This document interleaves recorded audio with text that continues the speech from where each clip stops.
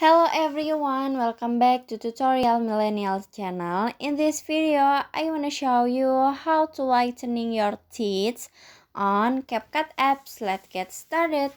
First, open your CapCut and then in here you can click on the new project. Add the video that you want to edit. This one, click add at the bottom.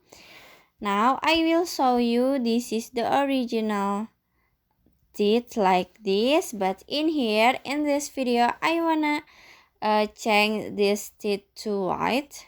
So just click on the video and then at the menu you can swipe until you can see and change. This one, click on it, and in here you can click on the face.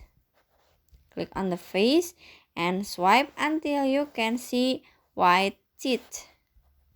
This one, click on it, and in here you can click this button and swipe like this before, this after, before, after, before, after.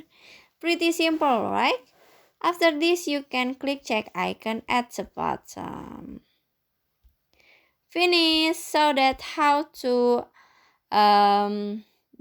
to whitening your teeth on CapCut apps. I hope you found this video to be helpful. If you enjoy with the content, please consider like, comment, and subscribe down below. Happy editing guys. Bye bye.